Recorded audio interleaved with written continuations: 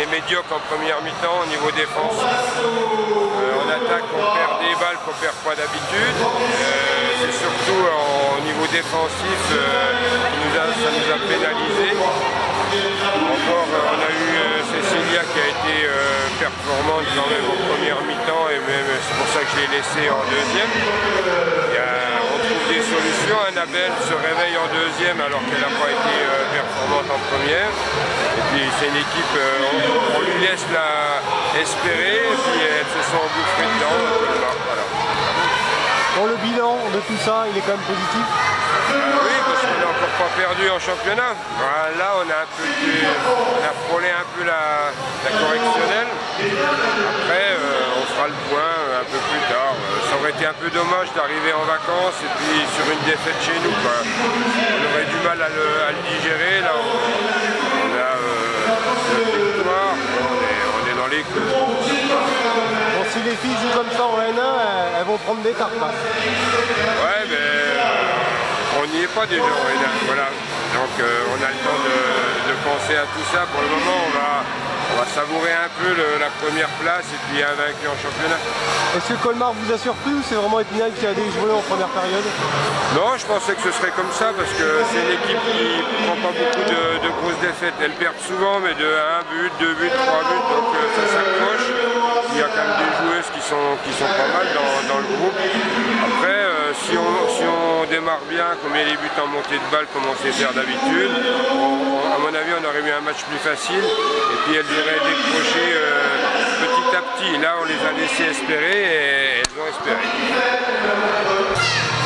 Oui, Colmar c'est une équipe compliquée, qu'on a toujours du mal à jouer parce qu'elles lâchent jamais rien. Elles ont une très très bonne gardienne. Après au niveau du reste, elles ont quand même 2-3 joueuses intéressantes.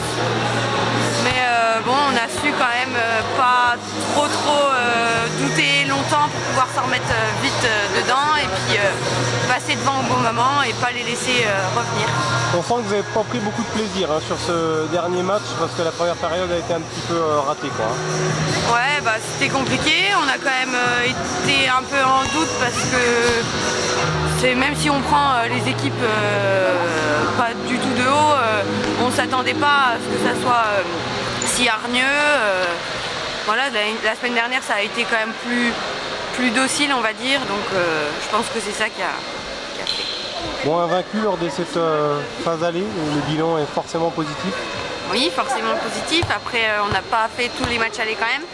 Donc à conforter avec les 4 derniers matchs qui nous restent sur la première phase. Comment on va la gérer cette longue trêve de 2 mois là? Qu'est-ce que tu en penses de cette trêve là? On a déjà notre programme, on reprend le 2 janvier, on a 3 matchs amicaux et puis on passera à 4 entraînements semaine normalement avec pas mal de physique pendant les 15 premiers jours et après beaucoup de jeux. C'est un calendrier ubuesque, comment tu vois ça toi? C'est un calendrier compliqué, mais là ça va quand même nous permettre de reposer pendant 15 jours les organismes, donc ça va faire du bien à tout le monde. Bon, et globalement, avec toutes les filles, il y a une ambiance extraordinaire, vous êtes toujours autant soudés, ça peut aider quand même pour aller jusqu'au bout? Ah oui, ça vit bien, le groupe est très agréable, on arrive à se parler, à se mettre d'accord sur des choses. Quand on arrive à se parler très calmement, même pendant le match. Même quand ça va pas? Ouais, même quand ça va pas, on vit les choses, quoi. Les fois où peut-être il y en a une qui a râlé sur une autre, c'est peut-être arrivé 2 fois on va dire, et ça n'arrive jamais parce qu'on s'entend bien, puis on arrive à parler calmement, et puis on s'écoute, et c'est pour ça que ça marche comme ça.